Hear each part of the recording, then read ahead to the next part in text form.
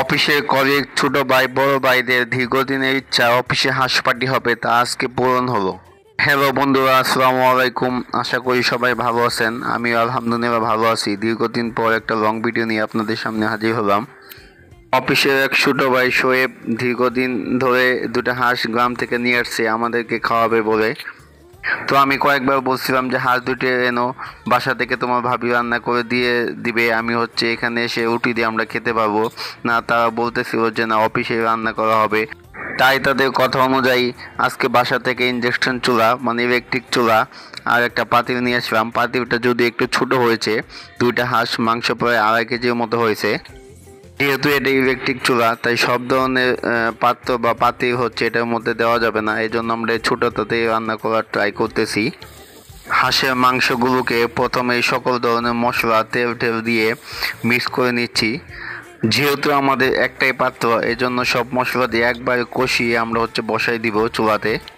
আমি এই চুলাটা খুব ভালোভাবে চালাতে পারি না, তারপর একটু ট্রাই করতেছিলাম, পরবর্তীতে পেরেছি ওপেন করতে। হাঁসের মাংসর পার্টি হবে শুনে শিপামনিও আজকে আমার সাথে আসছে চুলা পাতি বানার সময়। কথার ফাঁকে ফাঁকে আমরা চুলাই আমাদের হাঁড়িটাকে বসিয়ে দিলাম। যেহেতু পুরো পাতিলটা ভরা মাংস, তাই নাড়াচাড়া দিতে একটু কষ্ট হয়ে যাচ্ছে আমাদের। কিছুক্ষণ হিট দেওয়ার পরেই হাঁসের মাংসের একটা গান চলে আসছিল। সবাই বলতেছিল এই হাঁসের মাংসের গান চলে আসছে, তাড়াতাড়ি করো, আমরা অপেক্ষা থাকতে পারছি না। এদিকে হাঁসের মাংস রান্না হচ্ছে, ওদিকে 2 জনকে আমরা পাঠিয়ে দিলাম রুটি আনার জন্য। রুটি বা পরোটা যেটাই হোক আনার জন্য পাঠিয়ে দিলাম।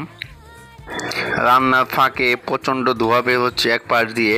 আমরা বারবার একটু উল্টে পাল্টে দেখলাম যে মাংস নিচে আবার পোড়া ধরতেছে কিনা।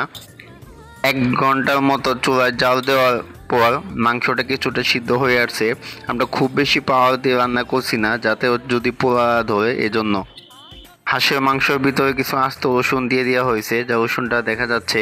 আমি একটা মাংস খেয়ে দেখলাম যে সিদ্ধ হয়েছে কিনা, তো দেখলাম না, সিদ্ধ হয়ে আসছে। এদিকে শিবামণি চেয়ারটাকে দিয়ে খেলা করছে।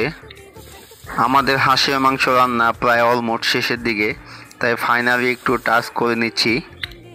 রান্না বান্না শেষ, এখন খাবার পালা। খাওয়ার জন্য আমাদের অফিসে কয়েকটা প্লেট ছিল, প্লেটগুলোতে একটু হাঁসের মাংসগুলো নিয়ে নিচ্ছি। এদিকে পরোটাও আমাদের চলে আসছে।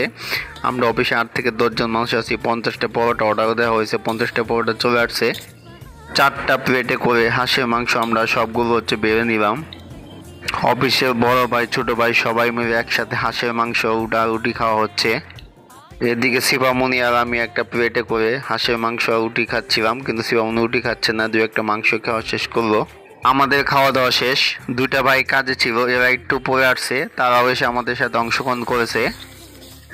আমাদের হাঁস রুটি সবগুলো একসাথে শেষ হয়ে গেছে আলহামদুলিল্লাহ। নিজেদের রান্না নিজেদের কাছে খুবই ভালো লাগে। ধন্যবাদ সবাইকে।